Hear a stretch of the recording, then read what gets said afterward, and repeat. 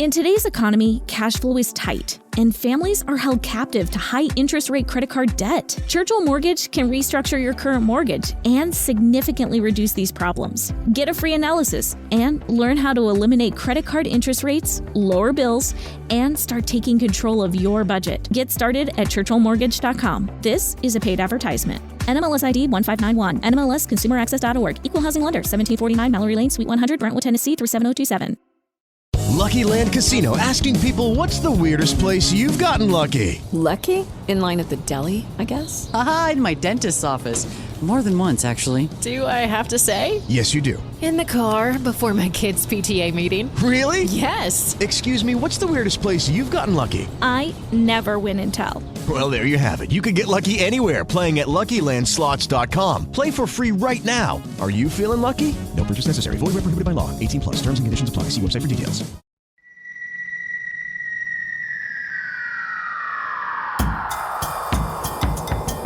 Inter D, Ciência e Cultura.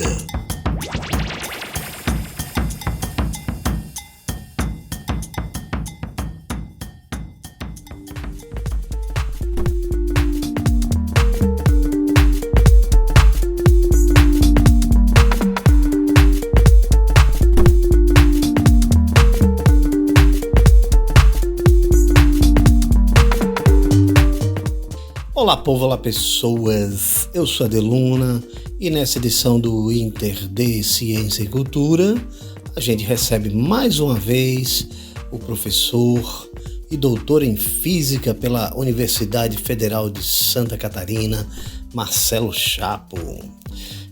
O professor Marcelo é organizador do livro Armadilhas Camufladas de Ciência, Mitos e Pseudociências em Nossas Vidas.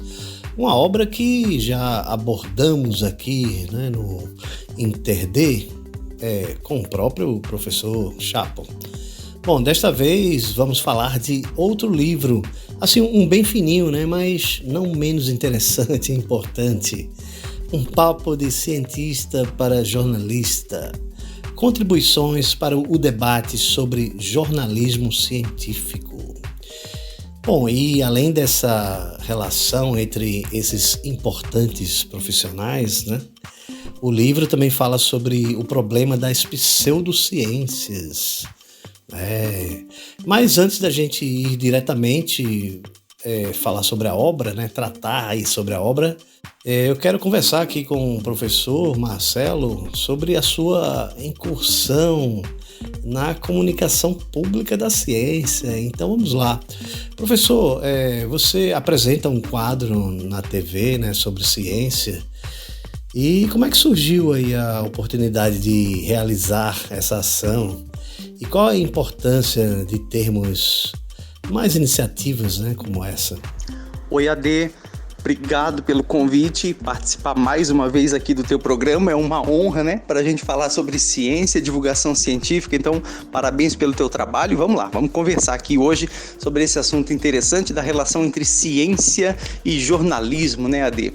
Bom, é verdade, eu apresento um quadro chamado Tudo é Ciência. Esse quadro, ele rola dentro do programa A Tarde é Nossa, que faz parte da programação do SCC, que é a emissora afiliada do SBT aqui em Santa Catarina. Então o programa é vespertino, ele passa logo depois, por volta de 1h15 da tarde, se eu não me engano ele começa 1h15, 1h30. Depois do jornal estadual, aqui do jornal local, roda o programa, vai até 2h da tarde. E aí o quadro rola eventualmente, ele não tem uma periodicidade fixa, sempre que tem tema de ciência ou experimento que a gente leva, ou assunto curioso, a gente faz o Tudo é Ciência dentro do programa. Entre 2021 e 2022 já foram 25 episódios do Tudo é Ciência dentro do A Tarde é Nossa. Então, uma equipe maravilhosa, adoro participar do programa, foi bem bacana, né? E o convite para fazer parte do Tudo é Ciência, para fazer o Tudo é Ciência, veio de uma pauta que eu fiz com um jornalista, que era o repórter na época lá que me entrevistou, que era o Laércio Botega, do SCC aqui. e ele me entrevistou, gostou muito da forma como eu falei, segundo ele foi bem clara, foi divertida, foi descontraída, então ele achou que isso caberia bem no programa Vespertino que eles estavam bolando para o ano seguinte. Essa entrevista foi no final de 2020 e o programa estava em fase de gestação, ele iniciaria em 2021 e aí ele disse, pô, vamos fazer um quadro de ciência, acho que tu tens o perfil, e ele me convidou para fazer esse quadro de ciência no A Tarde é Nossa, e foi daí que veio o convite, foi daí que foi a oportunidade. Então é muito legal, foi muito bacana, tem sido muito bacana fazer o Tudo é Ciência no SCC. E antes ainda do SCC eu participei de uma série, eu roteirizei e apresentei uma série chamada A História que o Céu nos Conta, e essa série rodou na NSC Comunicação, que é afiliada da Globo aqui em Santa Catarina. Foi antes do Tudo é Ciência, a convite também de um fotógrafo, jornalista e fotógrafo da NSC, que é o Thiago Ghisoni, também parceria de várias pautas, que ele já tinha me convidado outras vezes, e ele disse, esse é um tema interessante, as pessoas são curiosas para saber sobre a origem do universo, e vamos fazer uma série sobre a origem do universo, né? E essa série saiu, essa série que explora curiosidades das pessoas sobre a origem do universo, chama A História que o Céu nos Conta, 4 episódios, mais ou menos entre 3 e 4 minutos cada um, e ela dá mais ou menos 15 minutos, ela total. Isso foi lá em 2019, se eu não me engano, que a série foi feita, e também ficou um trabalho muito legal, com toda a equipe de animação, de edição, ficou um baita trabalho também, tenho muito orgulho e muito agradecido por ter a oportunidade de ter feito essa série. Para quem quiser ver aí os episódios do Tudo é Ciência, ou então os episódios da série A História que o Céu nos Conta, basta acessar lá o meu site www.professormarcelogs.com, tem tudo lá para quem quiser ver. E eu acho, Ade, uma outra parte da tua pergunta, né, da importância desse tipo de ação é imensa, porque as pessoas em geral confiam na ciência, isso é um dado de pesquisas diversas que investigam a percepção pública, né? A percepção das pessoas sobre a ciência. Então, em geral, as pessoas confiam na ciência, mas elas não sabem o básico de ciência. Por exemplo, muita gente acha que antibiótico é eficaz para combater uma doença viral, para matar vírus. Não é assim. Ao mesmo tempo, as pessoas não sabem onde é feito ciência, quem são os cientistas, como se faz ciência e assim por diante. Então, esse quadro de melhorar a percepção pública da ciência é algo que os jornalistas podem contribuir muito. E os cientistas também, por ações de divulgação científica, certo? Além de ensino de ciência, e assim por diante. Mas a parceria, a oportunidade de você juntar cientistas para fazer programas, quadros, participações na mídia, com certeza tem um papel importante no curto, médio e longo prazo para aproximar a ciência das pessoas e fazer com que elas tenham melhores visões e melhores percepções sobre a ciência. Então, que essas parcerias sejam frutíferas e que se reproduzam à torto e à direito aí pelo Brasil. E a retorno do público, caso sim, né? O que é que eles costumam comentar?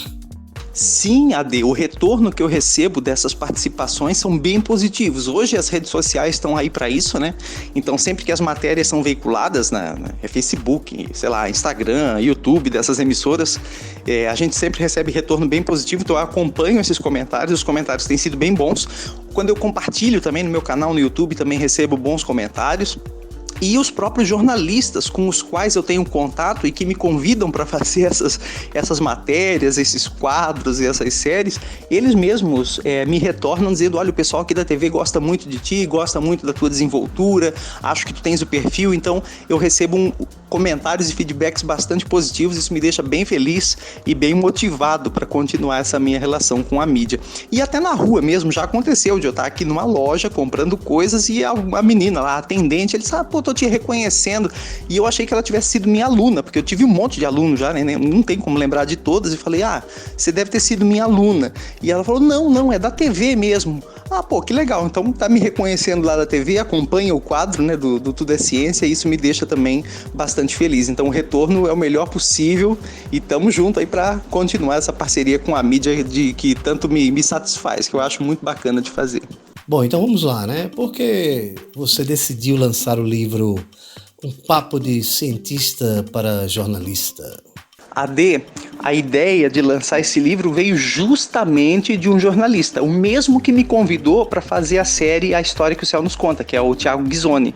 Então, como eu falei, ele é parceiro aí de várias pautas, sempre me convida a fazer um monte de coisa junto, né, explicar coisa, enfim, curiosidades, né? e da ciência, e a gente sempre trocava muita ideia. Pô, olha, a matéria tem que ser assim, ou de repente corrige essa expressão, coloca aquela, e a gente sempre trocava muita ideia dessa relação simbiótica e que é muito positiva entre o cientista e o jornalista, né? Então, sempre trocando essas ideias, ele falou assim, pô, tu devias escrever sobre isso, devias escrever essas tuas ideias, publicar, porque seria um material útil para os jornalistas, ouvir um pouco da percepção do cientista e como que a gente pode melhorar a comunicação de ciência dentro do jornalismo. E ele disse, pô, tá aí uma ideia legal. E aí comecei a trabalhar no livro, alguns temas e tal, e algumas possibilidades, e o livro acabou saindo. Hoje eu gosto de dizer que o livro, ele, embora seja registrado como livro e tal, ele, a meu ver, enquanto autor, livro, ele é mais uma cartilha, porque ele é um livro bem curto, ele tem cerca de 45, 50 páginas em A5, né, que é aquele formato reduzido. Então, para mim, ele tem muito mais a cara de uma cartilha que traz discussões-chave, conceitos-chave, discussões breves e objetivas, do que um livro extenso que vai a fundo nos assuntos, né? Então, para mim, ele é uma cartilha super útil, que pode contribuir muito com os jornalistas aí, e da mesma forma que os jornalistas podem contribuir com os cientistas, e eu comento um pouco isso no livro, né? Como que um pode contribuir com o outro. Então, para mim, é uma espécie de uma cartilha, embora seja um livro, é uma cartilha, e que a ideia da publicação veio aí dos próprios jornalistas. Então, é mais um trabalho que me deixa bastante orgulhoso. O livro se chama Um Papo de Cientista para Jornalista, Contribuições para o Debate sobre Jornalismo Científico. Então, uma cartilha bem bacana com vários assuntos sobre essa relação ciência e jornalismo. De que forma jornalistas e veículos de informação podem evitar que informações científicas erradas sejam veiculadas? Pois é, essa tua pergunta me faz refletir um pouco, né? Às vezes eu já participei de algumas matérias que saíram informações erradas em relação ao que eu tinha dito, inclusive entre aspas, né? Como se eu tivesse falado exatamente aquilo que estava escrito lá, e na verdade eu não falei, a informação ali inclusive estava conceitualmente errada, e aquilo me deixou um pouco preocupado, porque, ora, se alguém que é cientista, né, olha aquilo ali e diz, pô, Marcelo tá falando besteira, e na verdade eu não falei aquilo, né? Se algum professor meu olhasse aquilo, dizer, meu Deus, onde é que ele estava com a cabeça para falar essa besteira. Então, matérias jornalísticas sobre ciência que trazem informações erradas, na verdade informação errada de qualquer área, né, mas em especial sobre ciência, são bastante problemáticas, porque atribuem ao cientista uma explicação que na verdade ele não deu, né?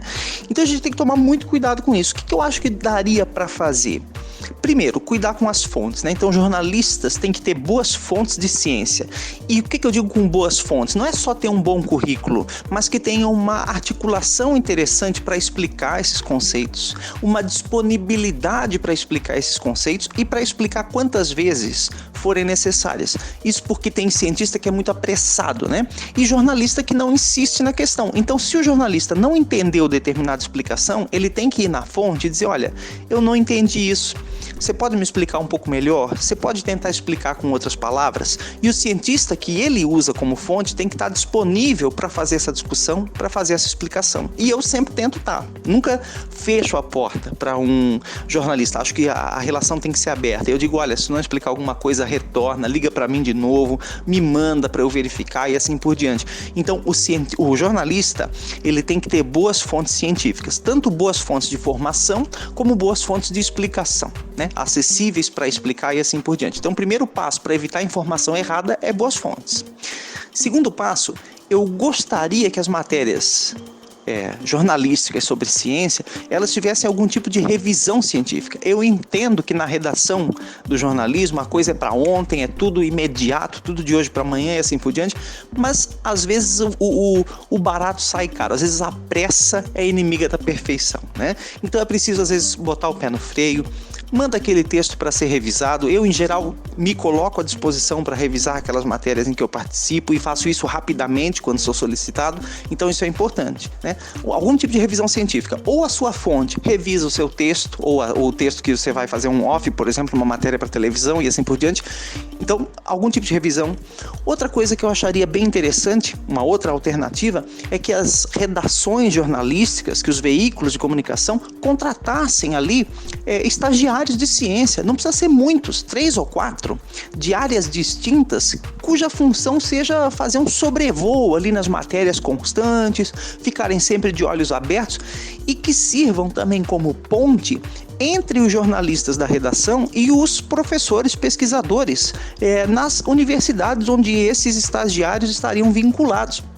Então você bota alguém da medicina, alguém da nutrição, alguém da física, alguém da química, enfim, o salário de estagiário a gente sabe que é baixo, pode valer muito no currículo do estagiário e é uma ótima oportunidade, tanto para o cientista ali, para o futuro cientista aprender e lidar com as matérias e lidar com a informação, como também para a redação, que vai ter uma espécie de revisão científica aí diretamente acessível com os pesquisadores lá nas universidades, que vão poder fazer uma espécie de revisão constante nas matérias. Essa seria outra alternativa. E ainda uma terceira alternativa que eu gosto de pensar é que as redações, os veículos de imprensa também contratem cientistas mesmo, formados, não só estagiários, né, em graduação, mas formados. Por que não? E que chamem esses cientistas para conduzir programas, para fazer quadros, para fazer série, para trabalhar na redação produzindo material, escrevendo e assim por diante. E aí todo mundo, às vezes quando eu falo isso, olha para mim e diz, mas tá maluco, por que uma redação contrataria um cientista? Por que uma emissora de TV contrataria um cientista? Ora, as emissoras e os veículos de imprensa não contratam ex-atletas, atletas para fazer comentário, para fazer programa, para fazer mesa redonda, não é? Não contrata cientista político para fazer análise de conjuntura, previsão de conjecturas políticas e votações e assim por diante. Então, tem especialistas de várias áreas que são contratados pela mídia, pelos veículos de imprensa, por que não também não fazer a contratação de cientistas que são desenvoltos, que são aí disponíveis para participar, para conduzir programas, fazer quadros, revisar matérias, produzir matérias e assim por diante. Então, acho que o cientista, ele é uma profissão que também poderia atuar dentro dos veículos de imprensa, isso seria bastante interessante. Então, acho que esses são os caminhos para a gente evitar a desinformação, a veiculação de informação falsa, né, em relação à ciência. Então, ter sempre algum tipo de revisão científica para que as informações científicas sejam fidedignas na hora que chega lá para o público-alvo, tá certo? Bom, o que são as pseudociências? Quais prejuízos elas podem causar ao serem veiculadas aí pela mídia e como impedir que isso aconteça? Ade, essa pergunta me é bastante cara, né? Eu gosto muito de falar desse tema, tenho me debruçado sobre o tema das pseudociências há muitos anos, dou palestra, participo de live, mesa redonda, escrevo bastante para a revista Questão de Ciência e até já organizei um livro inteiro para tratar de pseudociências, que é o Armadilhas Camufladas de Ciência, Mitos e Pseudociências em Nossas Vidas. Então, acho que esse tema está na ordem do dia, embora muita gente não dê atenção para ele, nós cientistas e, claro, também os jornalistas, precisam se atentar para isso e ajudar a esclarecer esse tipo de coisa para a população. Pseudociências, elas são estruturas de afirmações sobre o mundo que parecem científicas, mas não são. Elas carecem de boas evidências científicas para sustentar as afirmações que elas fazem, mas elas têm aparência científica. Como? Por exemplo, elas usam ideias da ciência, vocabulário científico, afirmações que parecem ciência, mas são totalmente descontextualizadas, fora de contexto, distorcidas, tudo para tentar dar um ar de validação científica para uma afirmação completamente sem fundamento. E esse que é o perigo, porque as pessoas em geral confiam na ciência. Não é? As pesquisas de percepção pública da ciência mostram que a confiança na ciência é grande. Então, se uma estrutura de afirmações parece científica, ela está tentando convencer as pessoas a comprar aquele produto, aquele serviço, se submeter àquele tratamento, que na verdade parece ciência, mas não é, né? Então, fazem isso com vocabulário, né? Coaches quânticos que falam a prosperidade através da física quântica, pulseira quântica do equilíbrio, a própria astrologia que vai lá te vende um serviço, um mapa astral, te dá conselho de carreira, de emoções, e é tudo sem fundamento, aquelas as ideias ali não são baseadas em boas evidências, não tem boas evidências que mostram que os planetas influenciam em traços de personalidade e assim por diante. Uma série de tratamentos alternativos de saúde também não tem nenhum fundamento científico de eficácia comprovada e as pessoas estão lá pagando por isso, muitas vezes trocando tratamentos de medicina convencional por outros alternativos sem qualquer comprovação. Então, as pseudociências elas são perigosas por isso. Elas parecem ciência, mas elas enganam, porque as afirmações delas são vazias de boas evidências, de boas comprovações científicas. Então, elas enganam, elas lesam financeiramente, porque está comprando ou adquirindo um serviço, produto ou terapia que não oferece de forma comprovada aquilo que afirma, né? E não só lesão financeira, mas também a própria lesão à saúde, né? Eu vou me submeter a um tratamento que na verdade não tem comprovação nenhuma. Então, pseudociências são problemáticas e por essa problemática nós precisamos combater esse tipo de coisa, tá certo? Como que os jornalistas podem contribuir com isso? Primeiro, a mesma coisa que nós respondemos antes, sobre a qualidade da informação científica. Então, se cerque de boas fontes de ciência, de boas fontes de cientistas, que eles vão evitar que você propague pseudociência aí na sua matéria, na sua produção jornalística, tá certo? E além disso, jornalistas têm a formação de forma a sempre procurar expor os dois lados de uma história, né? Os dois lados de um assunto e assim por diante. E eu acho que isso é válido. Mas é válido se eu for, por exemplo, fazer uma cobertura de uma votação no Congresso, a favor ou contra a lei tal. Bom, aí você vai lá, explora os dois lados, né? Eu vou fazer dois lados quando, sei lá, vou cobrir time de futebol, eu vou fazer dois lados quando eu vou cobrir um crime, então eu vou dar vez e voz para a acusação, eu vou dar vez e voz para a defesa, isso aí vale os dois lados, né? Uma greve, então eu vou fazer a fala do sindicato patronal, vou fazer a fala do sindicato funcional e assim por diante, eu acho que isso vale nos dois lados. Mas assuntos bem estabelecidos da ciência não devem ser explorados em dois lados. Não existem dois lados válidos quando se trata de ciência e pseudociência, porque justamente um é inválido, não tem boas evidências para aquelas afirmações. Então, não existe dois lados para afirmar sobre a eficácia de vacinas. Vacinas são eficazes. Ponto final. Se existem os estudos, as evidências que dão conta de fazer essa afirmação, então não existem dois lados. Não existe mais dois lados quando a gente trata do papel das atividades humanas nas mudanças climáticas e no aquecimento global. Não existe mais dois lados, né, para tratar disso. Então não existem dois lados em assuntos bem estabelecidos da ciência. Isso é uma coisa muito importante, né? Não existe dois lados quando a gente trata de pseudociência. A gente tem que não falar, não pode dar voz e vez à pseudociência, justamente pela problemática que ela envolve, tá? Então esse é o assunto principal. Agora, existem outras teorias aí, nada a ver com pseudociência, que ainda não são bem estabelecidas, que estão em debate. E aí sim você pode dar dois lados. É até produtivo você dar dois lados para mostrar para as pessoas como é que a ciência funciona. Então, questões em aberto, por exemplo, na cosmologia moderna, como que a gente poderia explicar matéria escura, energia escura, isso aí está no pico do debate da cosmologia. Então, aí sim você abre possibilidades, o que poderia explicar isso, o que tem de estudos tentando desvendar o que está por trás desses fenômenos e assim por diante. Isso sim, né? Agora, ciência e pseudociência não tem dois lados, então a gente não pode recorrer ao outroladismo quando a gente está falando de teorias e afirmações bem estabelecidas da ciência. Isso com certeza contribui para evitar a disseminação das pseudociências. Bom, muitíssimo obrigado pela participação, professor Marcelo Chapo, mais uma vez, né? E estamos abertos para termos mais outras participações, né? Então, e como as pessoas podem adquirir o livro?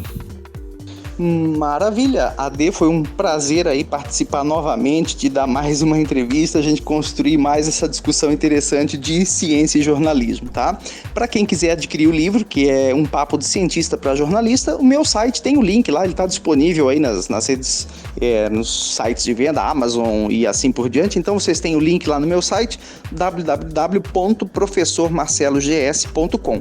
O livro ele está disponível tanto na forma de e-book Kindle, para quem tem o aplicativo, não precisa ter o aparelho, o Kindle da Amazon, não precisa.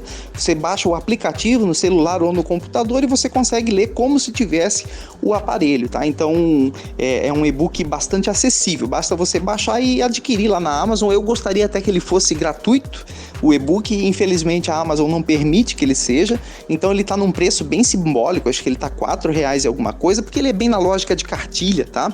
Então ele está bastante acessível a versão e-book, mas os links todos para aquisição estão lá no meu site. Convido todos a conhecerem não apenas o Papo de Cientista para Jornalista, mas os outros livros que eu participei, que eu escrevi, como Armadilhas Camufladas de Ciência e o de Astronomia também, estão todos lá no meu site, www.professormarcelogs.com. AD, novamente, muito obrigado pelo convite, um prazer falar contigo de novo e fico à disposição para novas pautas, né, de ciência, jornalismo, divulgação científica e assim por diante. Um abração e até a próxima.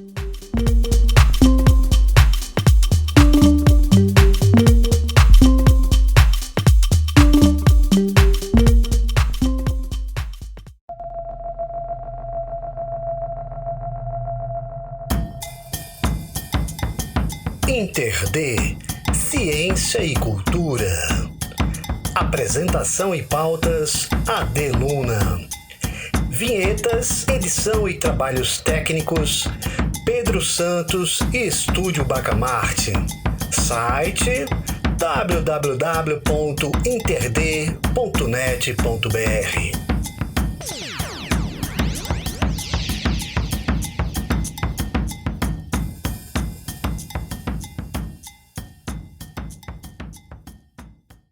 With Lucky Land Slots, you can get lucky just about anywhere. Dearly beloved, we are gathered here today to... Has anyone seen the bride and groom?